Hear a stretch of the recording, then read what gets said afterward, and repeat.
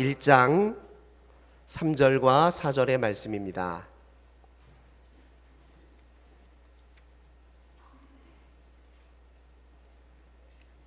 느헤미야 1장 3절과 4절의 말씀입니다.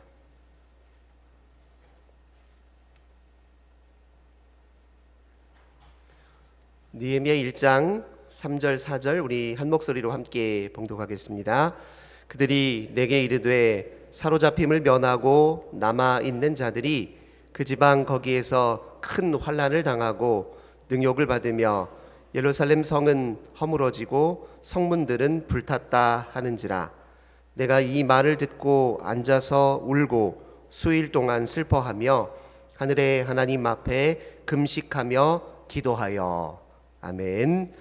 신년 특별 새벽 기도에 함께 참여하신 우리 모든 성도님들, 우리 하나님께서 하늘의 큰 은혜와 평화 가득 부어주시길 주님의 이름으로 간절히 기원합니다. 오늘부터 영적 경계를 세우는 신앙이라는 주제로 함께 느헤미야서를 공부하도록 하겠습니다. 오늘은 그 첫 번째 시간으로 기도로 물꽃트기라는 제목으로 함께 은혜 나누겠습니다.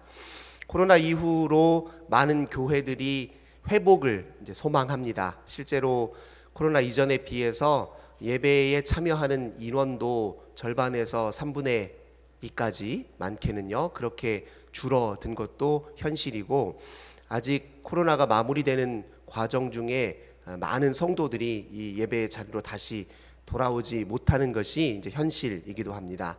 특별히 우리가 잘 아시는 대로 20대, 30대 그리고 40대 초반까지 소위 말하는 MZ 세대들이 아직 교회로 다 돌아오지 못하고 있는 것이 현실이기도 합니다. 그래서 많은 교회들이 회복을 소망하는데요. 근데 이 회복이라는 것이 단순히 예배 참여 인원, 출석 인원의 수가 다시 회복되는 것만을 의미하는 것은 아닙니다. 돌아오지 않고 있는 많은 젊은 세대들이 돌아오지 못하는 이유가 있습니다.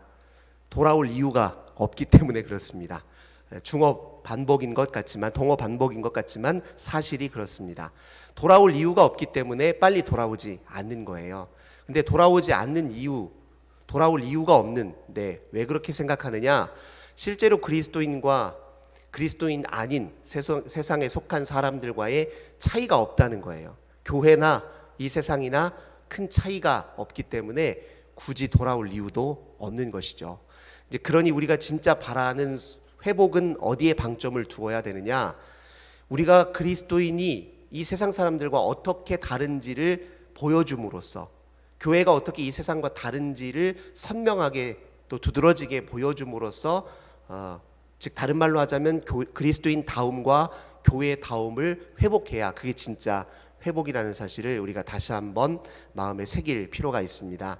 선명하게 그리스도인 다움을 보여주어야 우리가 이 세상에 믿음과 또 하나님 신앙을 갖고 산다는 것이 얼마나 큰 의미와 가치를 지니는지를 이 세상 사람들도 알게 될 것이고, 다시 돌아와야 될 우리의 젊은 세대들도 그것을 알고 마음에 새기고 다시 이 자리를 지키게 될 것입니다.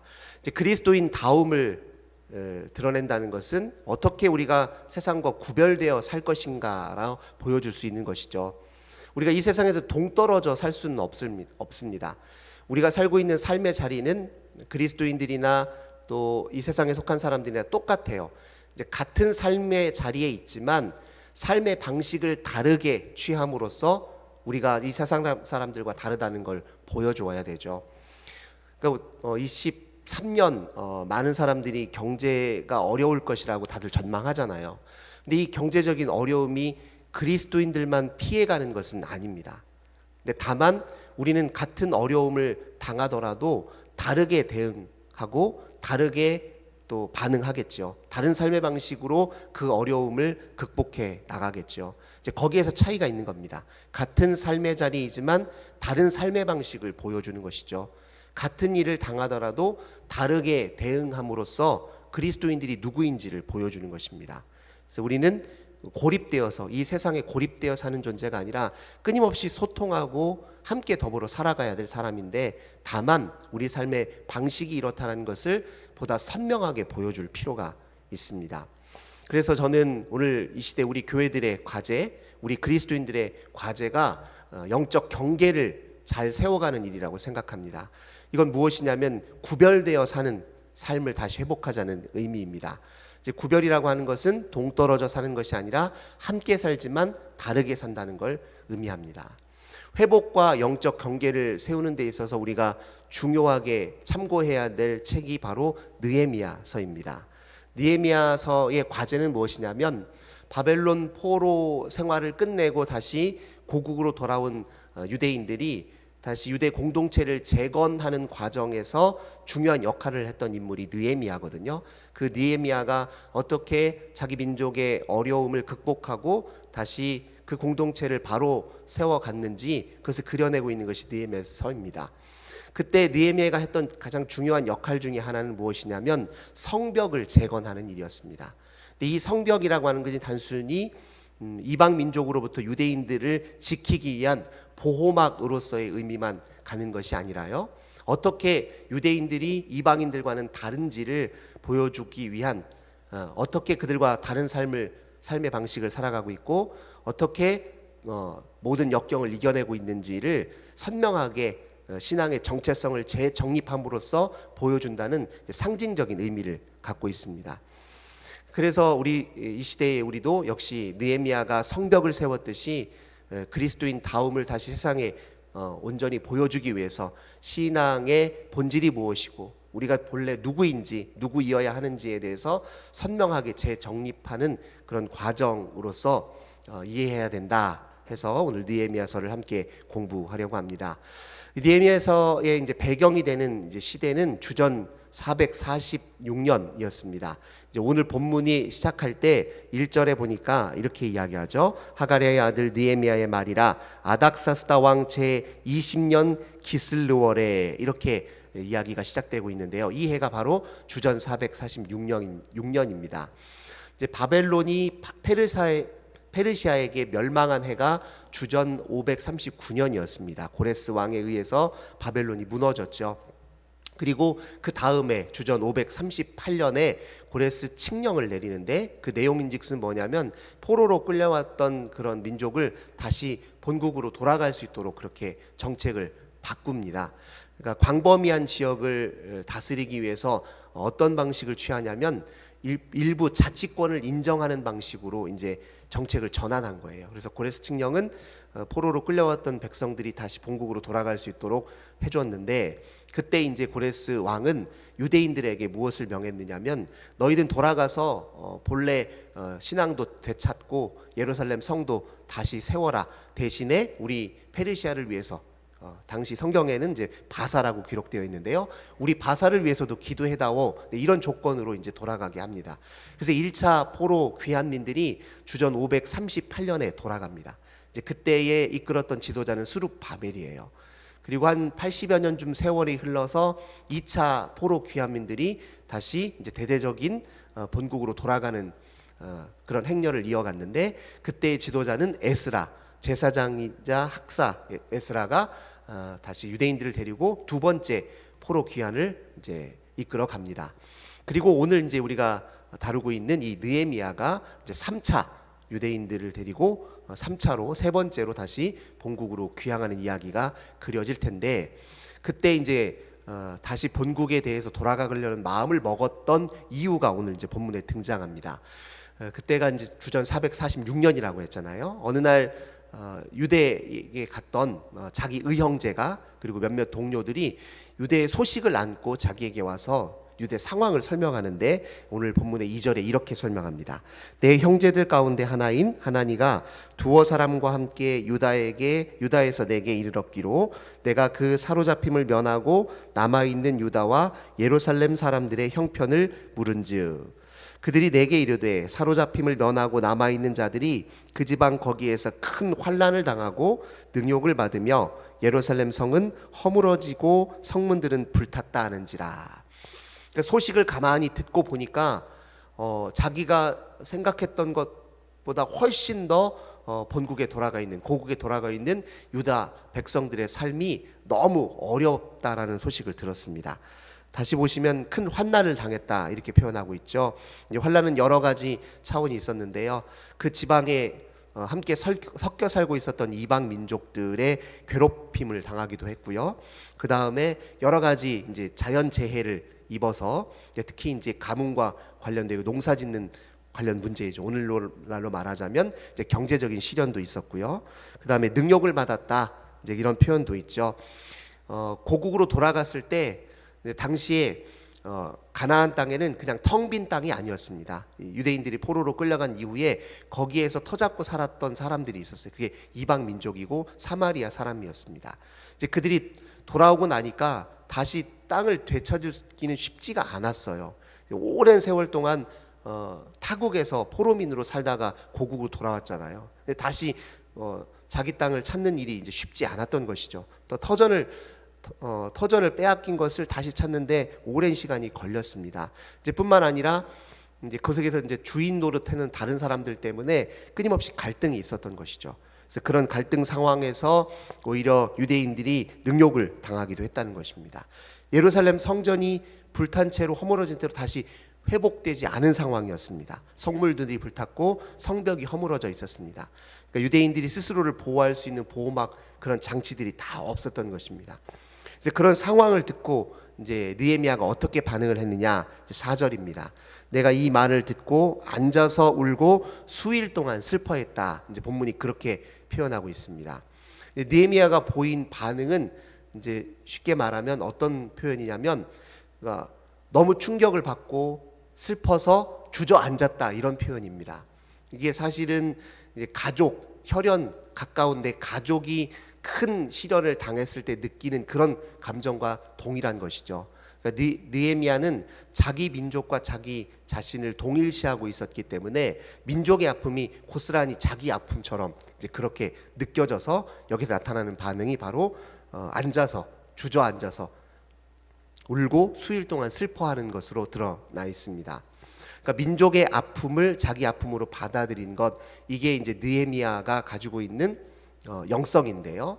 사실 그리스도인들에게 가장 중요한 특징 중에 하나가 무엇이냐? 무엇이 우리가 세상 사람들과 다르냐? 첫 번째, 이제 고난을, 큰 시련을 직면했을 때 드러나는 태도입니다. 그리스도인들은요, 이 고난을 어떤 방식으로 대응하냐면 무조건 빨리 피해야 되고 지나가 버릴 것으로 생각하는 것이 아니라 이것을 어떤 식으로 경감시키냐면 서로 아픔을 공유하고 공감하고 연대함으로써 그 고난을 이겨나갑니다. 유대 민족들의 특성이 바로 그렇습니다. 이제 모든 아픔을 항상 공유하고 함께 슬퍼함으로써 고통을 경감시켜 나가는 것이죠. 이제 고통은 함께 아파할 때 줄어드는 것이거든요. 무엇보다도 그리스도인들이 고난에 대해서 함께 직면할 때 이 함께 아파하는 것으로 직면했는데 느헤미야가 그 전형을 지금 보여주고 있는 것이죠. 이제 우리가 이 시대에 그리스도인들 다움을 회복한다라는 것은 이 시대의 아픔을 함께 공유하는 방식으로 우리가 그렇게 세상 사람들에게 보여줘야 됩니다. 이제 아픔에 대해서 민감하고 아픔에 대해서 함께 공감하는 태도가 우리 그리스도인들의 태도여야 됩니다. 그것이 사실 하나님께서 우리 이스라엘 민족에게 보여준 것이고 우리 그리스도인들에게 보여준 또 하나님 체험이기도 합니다. 이 이스라엘 백성들이 본래 애굽의 오랜 종으로 살고 있었잖아요. 그때 바로 왕이 애굽에 있는 모든 이스라엘 백성들이 자꾸 수가 늘어나니까 자칫 그대로 내버려 두었다가는 이들이 제국을 나중에 정복하거나 반란을 일으킬지 모른다는 그 두려움 때문에 종으로 부리기 시작했잖아요. 그래서 큰 고통을 당했는데 그때 출애굽기 2장에 보면 하나님께서 애굽의 종으로 살고 있는 이스라엘 백성들의 고통을 직접 보시고 들으셨다 이렇게 표현하고 있습니다. 보시고 들으시고 직접 내려오셔서 그들을 건져 주시기 위해 모세를 세우셨다라고 그렇게 표현하고 있습니다.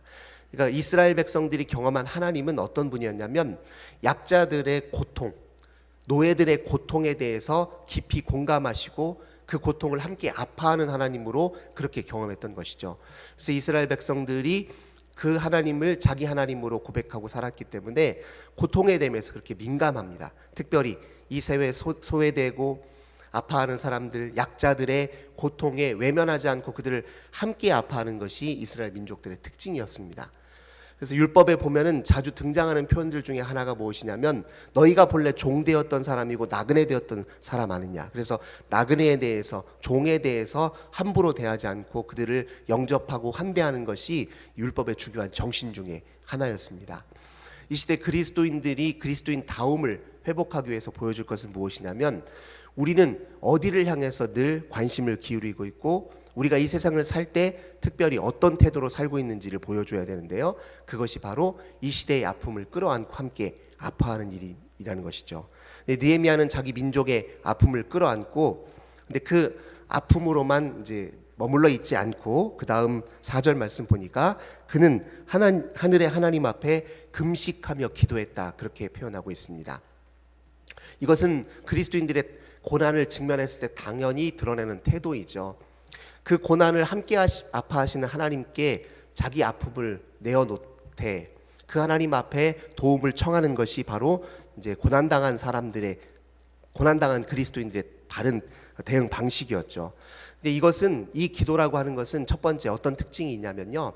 일단 탄식이에요. 그리스도인들의 기도는 탄식입니다. 고난에 직면했을 때 그 아픔을 하나님 앞에 토로하는 탄식이 첫 번째 반응입니다.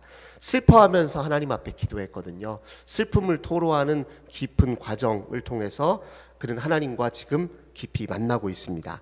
그때 금식하며 기도했다 이렇게 표현하고 있잖아요. 금식이라는 게 무엇입니까? 이게 자기 생명에 필요한 먹거리를 절제하는 거잖아요. 이걸 끊는 것입니다. 그러니까 생명의 주인이 하나님께라는 것을 재인식하는 과정이 바로 금식입니다. 내 생명이 하나님께 달려 있습니다. 이걸 확인하는 과정이 바로 금식이라는 것을 통해서 확인하는 것이죠.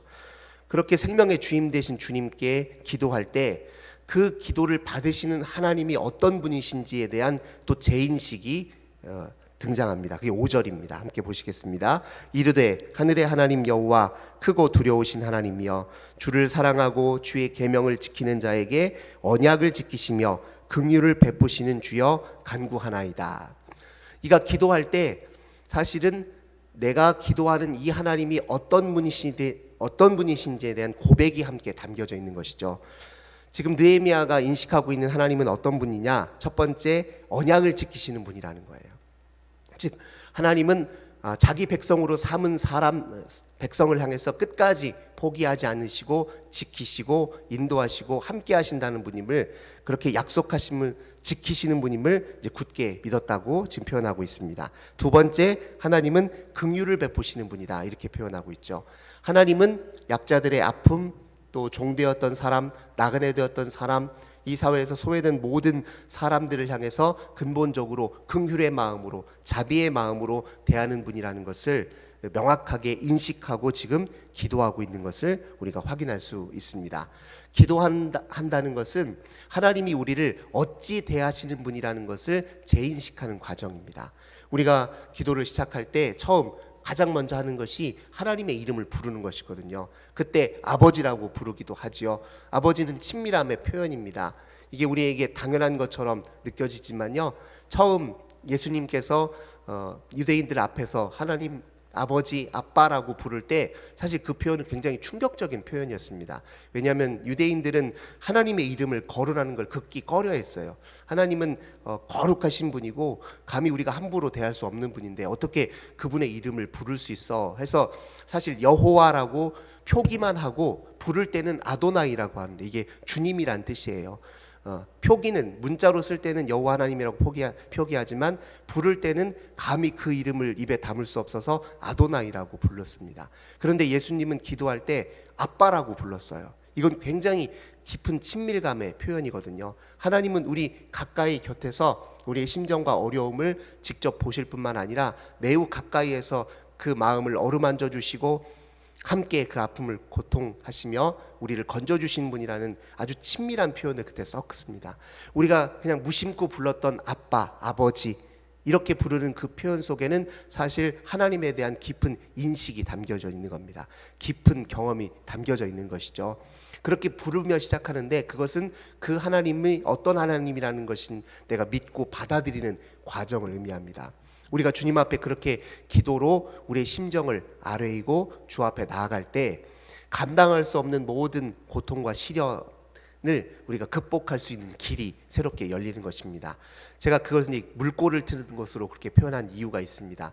우리가 감당할 수 없는 시련을 직면할 때 우리 속에 찾아오는 숱한 그 감정적 괴로움이 있어요. 이게 우리 가슴, 이 목까지 차오릅니다. 이게 전부 우리 자신을 옴짝달싹하게 만들 수 없는 순간들이 있어요. 아무것도 내가 내 인생을 위해서 아무것도 할 수 없다고 느껴지는 그런 순간들이 있죠. 그런 순간을 직면했을 때 우리가 주님의 이름을 부르며 하나님 나의 아빠 나의 아버지라고 부르는 순간 우리의 모든 그 감정의 그 엉터리가 다 풀어지는 경험을 하게 되는데, 그것이 마치 물이 차오를 때 물기를 내줌으로써 그 물이 빠져나가면서 다시 제자리를 찾는 것 같은 경험을 갖게 만듭니다.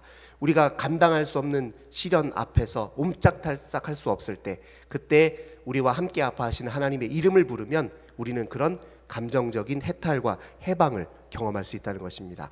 괴로움을 넘어설 수 있다는 것이죠. 우리가 처음 이렇게 기도를 시작할 때 우리 삶에 진 응어리들을 다 풀어헤친다라고 생각하고 기도에 임했으면 좋겠습니다. 느헤미야가 자기 심정을 주님 앞에 토로하면서 기도함으로 이제 새로운 길을 찾기 시작했습니다.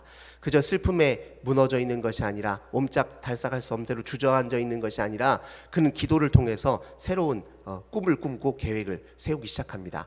그래서 이제 느헤미야가 본국으로 돌아가서 성벽을 세울 마음의 계획을 찾을 수 있던 것입니다.